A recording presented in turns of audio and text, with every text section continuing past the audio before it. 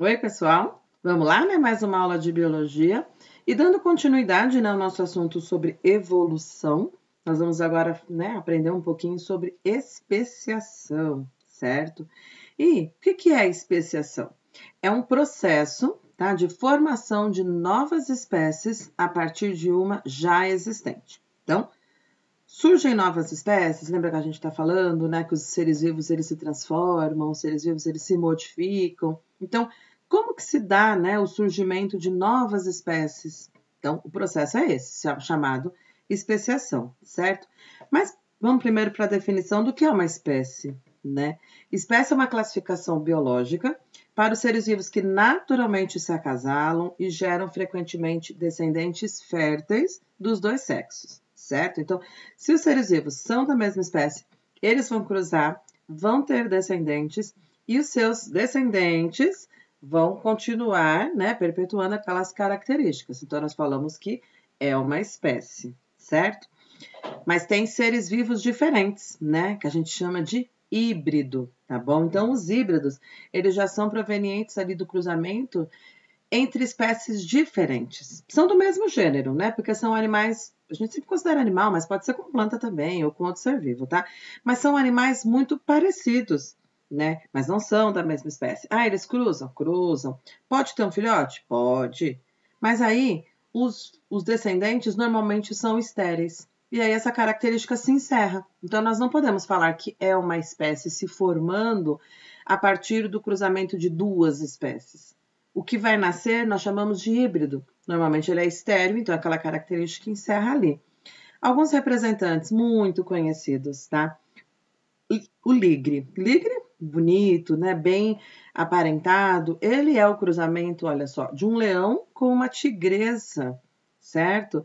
Leão e tigre, né? São animais muito parecidos. A gente vai falar assim, coloração, pelo, né? Tem cara, mas fisicamente eles são muito parecidos, mas eles não são da mesma espécie. Pode ocorrer o cruzamento? Opa, pode sim. Nasce o ligre, mas o ligre é estéril. Então não posso falar que é uma nova espécie, né? Uma nova espécie que se formou. Simplesmente surgiu um indivíduo com características misturadas dos dois, né? Dos seus parentais, mas que, como ele não vai deixar descendentes, encerrou ali, era chamado de híbrido, tá bom? Tem o leopon também, olha só, que é o cruzamento de uma leoa com um leopardo, mesma questão. Ele é híbrido, não pode deixar descendentes, então é um híbrido, certo? E a famosa mula, né? Mula é o exemplo que todo mundo sempre cita, né? Que é a mistura aí da égua com jumento e mula também é estéril, ok? Pelo menos os registros por aí, né? Alguns já falaram por aí, olha, essa mula teve um filhote, mas ninguém conseguiu provar de fato, né? Então continuamos com a questão de que é estéril e é um híbrido, certo? Então, olha só, como que acontece, né, a especiação? Como que se dá a formação dessa nova espécie? Na definição, né, nós tínhamos que dois seres vivos cruzando, deixando descendentes, mas e agora, né? Na prática, como que isso acontece? Então, é o processo de formação de novas espécies a partir do isolamento geográfico, certo? Como assim? As populações acabam separadas por uma barreira física. Essa barreira física pode ser uma montanha, pode ser o surgimento de um rio, de um mar, tá bom? E lembra, quando a gente fala população, nós estamos falando de um conjunto de seres da mesma espécie que vivem num lugar, certo? Que vivem num determinado habitat, numa determinada região, certo? E essa é a especiação alopátrica. Alopátrica, toma cuidado porque existem outros tipos de especiação, tá bom? A gente não vai abordar aqui na aula porque a mais cobrada realmente no vestibular é a alopátrica, tá bom? Aí, olha só, como que se dá, né, esse processo, então, do isolamento geográfico?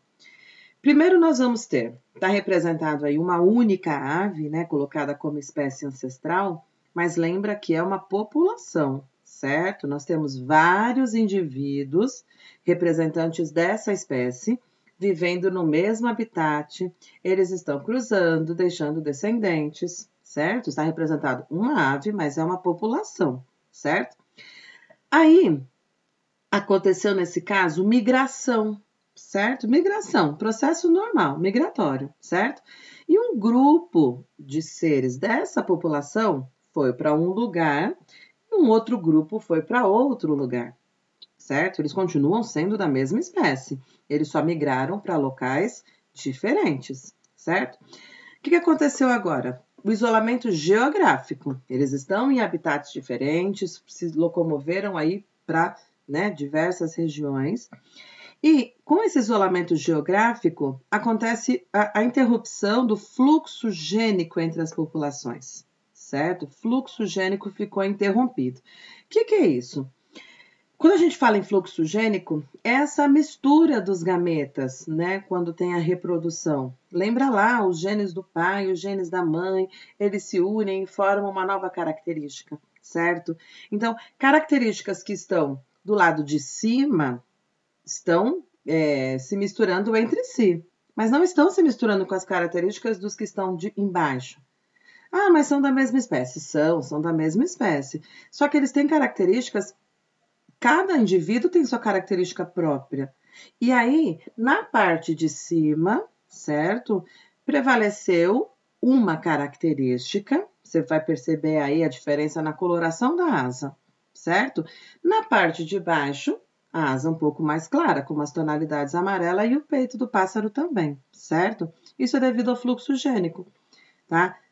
Por conta, sei lá, do acaso ou mesmo pela seleção natural, né? Porque quando esses seres migraram para lados opostos, as pressões seletivas que estão agindo ali são diferentes, né? De repente, um predador, né, diferente em cada lado, e aí vai fazer com que favoreça a descendência do que tem a asa mais escura e embaixo a descendência do que tem a asa mais clara. Né? As pressões seletivas que estão ocorrendo nesses dois habitats, agora a pressão seletiva é diferente. A gente não sabe, não consegue determinar o que está acontecendo ali, certo? Eles estão isolados geograficamente, tá bom?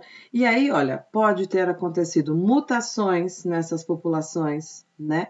Pode ter acontecido essas recombinações gênicas que favoreceram, né, uma característica predominar em uma região e outra característica predominar em outra. E ao longo de muito tempo, tá? Você vê que embaixo tem a linha do tempo. Isso não aconteceu na mesma geração. Essa diferença de coloração da asa não foi no mesmo pássaro que migrou, certo? Isso daí aconteceu ao longo de muitas gerações. Né? A gente vai lembrar da seleção natural. Ela vai atuando em diferentes gerações. Esse é um processo de centenas de anos, se não for milhares de anos. Tá? Não é na mesma geração, não é o mesmo pássaro que mudou a sua cor de asa. Senão a gente estaria falando igual o Lamarck, né?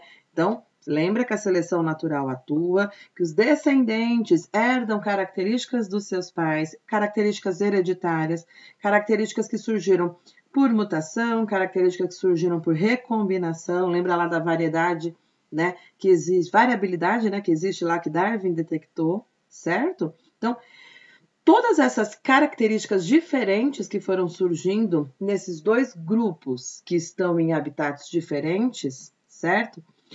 Pode levar ao quê? A um isolamento reprodutivo, certo?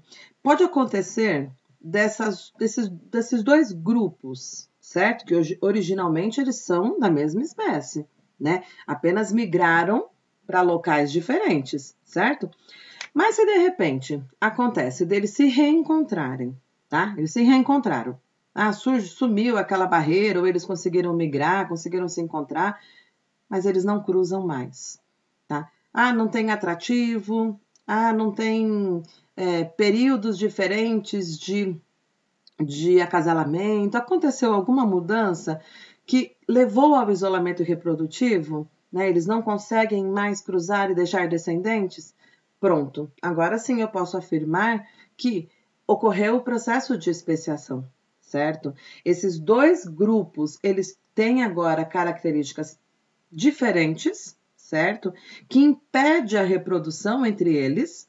Então, agora eles são duas novas espécies. E o grupo do qual eles se originaram, a gente fala que é a espécie ancestral, certo? A espécie ancestral que foi dividida aí, foi obrigada a ser dividida porque aconteceu alguma coisa na natureza que fez com que eles se separassem em dois grupos, né? E as mudanças que foram ocorrendo, quais mudanças? Olha aí, o isolamento geográfico é a primeira. Depois, mutações, recombinações gênicas, pressões seletivas. Tudo isso levou ao isolamento reprodutivo. Pronto, isolamento reprodutivo, eu tenho a certeza agora que se transformaram, né, em duas espécies diferentes, certo? E que as duas espécies agora têm o mesmo ancestral, ok? Isso é especiação alopátrica. Primeiro vem o isolamento geográfico, depois vem, e por último, né, vem o isolamento reprodutivo. Com o isolamento reprodutivo, a gente fala que agora eles são considerados duas espécies diferentes. Só acrescentar uma coisa. Não é porque aqui, nesse esquema, né, se dividiram em duas espécies, né? Então, a espécie ancestral, por migração, se dividiu em dois grupos, que sempre tem que ser desse jeito, tá bom? Não é assim, não. Pode ser que essa espécie ancestral se divida em 3, tá bom? Pode ser que se divida em 4. Aqui é só um exemplo, certo? Apenas um exemplo, essa divisão em 2 grupos. Pode ser que se divida em mais, ok? E aí, para ficar um pouco mais claro o que é essa questão do isolamento reprodutivo, vamos aos tipos, né? Primeiro que eles podem ser de 2 tipos, né? A primeira classificação que a gente coloca aí é de 2 tipos, pré-zigótico ou pós-zigótico. Bom, o pré e o pós, palavrinhas que você já conhece, né? E o zigótico também. Zigótico vem da palavra zigoto, certo? Então é só juntar agora. Pré-zigótico, antes do zigoto. Pós-zigótico, depois do zigoto. Então, no isolamento pré-zigótico, os indivíduos agora, né, essa espécie A e essa espécie B, que foi originada daquela espécie ancestral, quando se reencontram e não conseguem mais cruzar, nem conseguem gerar zigoto, tá? Nem conseguem gerar zigoto. Agora, o pós-zigótico chega a formar um zigoto, mas algo dá errado, tá? E vamos ver quais são essas questões que podem dar errado, né? Então, vamos ver, olha só. No pré-zigótico, pode acontecer o quê, ó? Comportamento diferente, tá? Eles se dividiram tanto, ficaram tanto tempo, né? Várias e várias gerações, que os comportamentos ficaram tão diferentes que já não atraem mais os indivíduos para a corte, certo? Então, o da espécie A não é mais atraído pelo macho da espécie B, por exemplo, tá? E vice-versa, tá? Os da espécie A vão ser, as fêmeas, né, vão ser atraídas pelos da espécie A, né? Elas ficaram tantas gerações ali e acabou tendo alguma característica peculiar deles, né? Então, aí nós falamos que essa mudança de comportamento leva a um isolamento reprodutivo do tipo sexual, tá? Ou etológico. Tem ainda diferenças anatômicas que impossibilitam o acasalamento. Pode ter acontecido alguma mudança física mesmo, né? E aí nós falamos no isolamento mecânico. Pode ser também períodos de acasalamento diferente, certo? Então, ocorreu alguma mudança que aquela espécie inicial, né, já não tem mais a mesma estação do ano, por exemplo. Era na primavera, agora a gente só se reproduz no inverno, não sei, certo? Então, é o isolamento sazonal. Agora, isolamento ecológico, porque estão em habitats diferentes, tá? Pode ser que eles nunca mais se encontrem, tá? Por estarem em habitats diferentes, então nunca vão chegar a formar um zigoto, porque não tem como, eles estão até em continentes diferentes. E aí, como que vai se encontrar, né? Então, é o isolamento ecológico, tá? Agora, se não consegue realizar a fecundação, pode ser uma modificação no gameta, né? Eles até conseguem acasalar, até tem uma atração ainda no processo da corte, mas o gameta sofreu algum tipo de mutação e aí o gameta não consegue mais, né? O gameta masculino não consegue mais fecundar o gameta feminino da outra, né, espécie que se formou e pronto, é um isolamento gamético. Plantas, também podemos pensar. A gente normalmente pensa só em animal, né? Mas as plantas também passam por esse processo de isolamento, né? De especiação, e aí pode ser que ela tenha se adaptado, né? a ter um polinizador diferente do que a espécie ancestral tinha, certo? E aí, isolamento por polinizadores.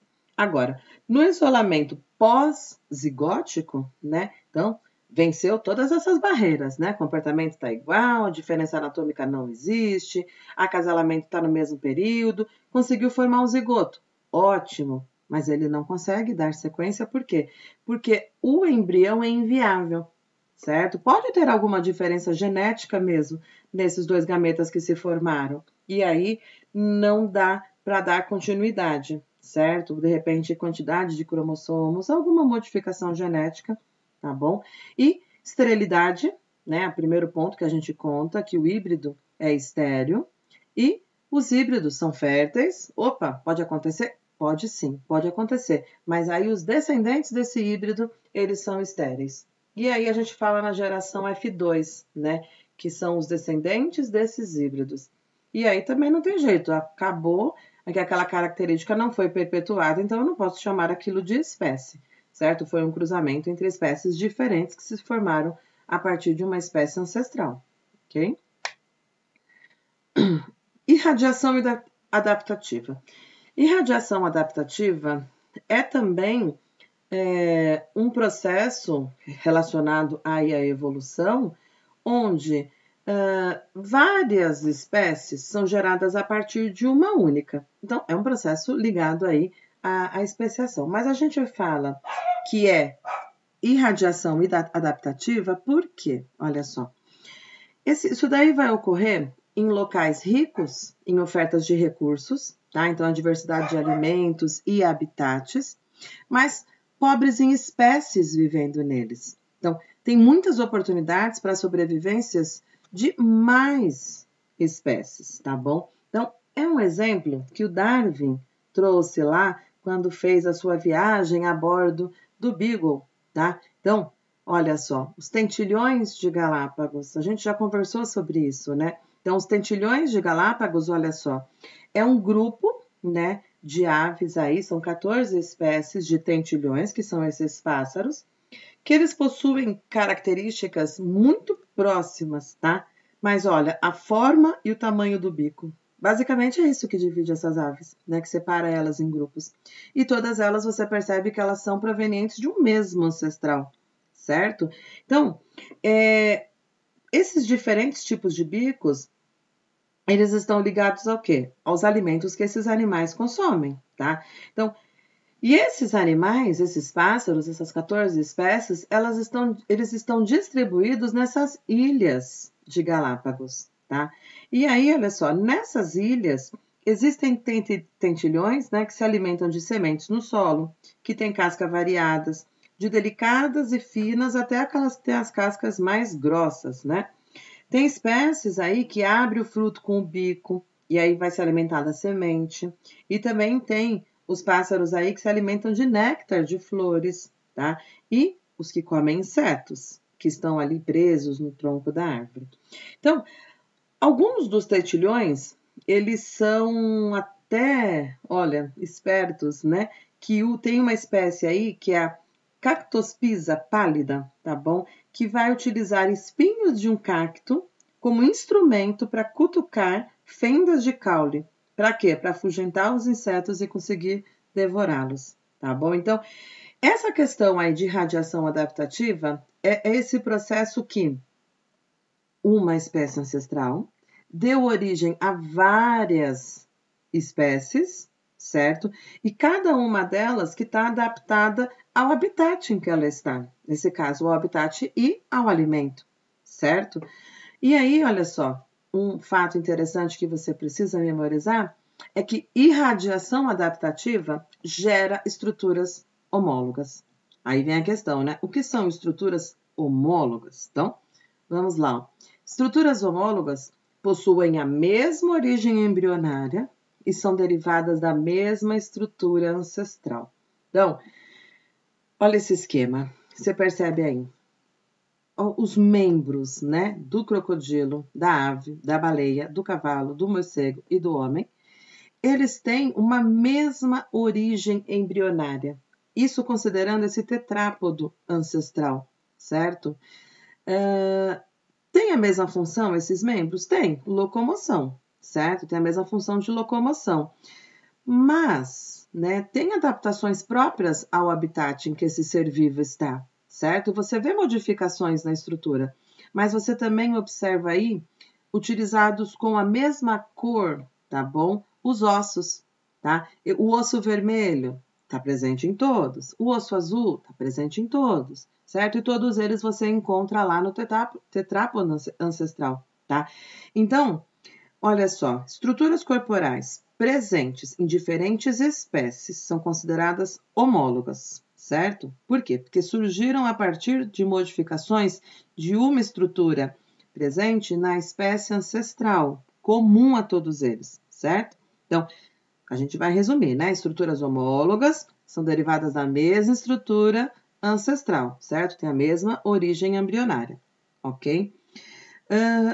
A origem comum das estruturas homólogas, ela se deve aí às modificações que se deram em diversos processos de especiação ao longo aí de milhões de anos, em razão do quê? De diversas mutações que foram ocorrendo ao longo de inúmeras gerações, desde a espécie ancestral. Lembra que não foi de um dia para o outro, nós temos que ter aí o tempo, né? E tempo aí, milhões de anos, ok? Ainda, olha só, tem um outro tipo ligado aí ao processo de especiação, que é o processo de convergência adaptativa. E ele já é o contrário da irradiação, tá? Da irradiação adaptativa. A convergência adaptativa, ou também aí evolução convergente, nós vamos ter o quê? As semelhanças entre os seres vivos que não apresentam um ancestral comum próximo são consequência das pressões seletivas do meio em que eles vivem, tá? Então, olha, grupos de seres vivos que não são, tá, evolutivamente próximos, podem ser muito parecidos, por quê? Porque vivem no mesmo ambiente. E aí a gente chama esse fenômeno de convergência adaptativa. Você tem aí, olha só, pinguim, tubarão, golfinho e peixe, tá? Não são do mesmo grupo. O peixe, o tubarão é um peixe, o pinguim é uma ave, o golfinho é um mamífero, né? Não tem como eles terem o mesmo ancestral comum. O ancestral comum deles é diferente, certo?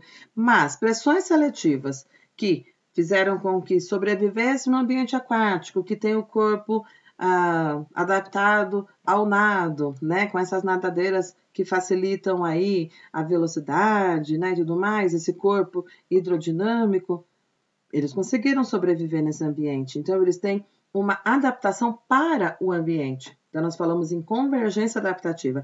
As estruturas que eles apresentam têm as mesmas funções, certo? Mas, embriologicamente falando, não tem a mesma origem, certo? Primeiro porque são de grupos diferentes, peixe, mamífero, ave, então não tem como ter a mesma origem, certo?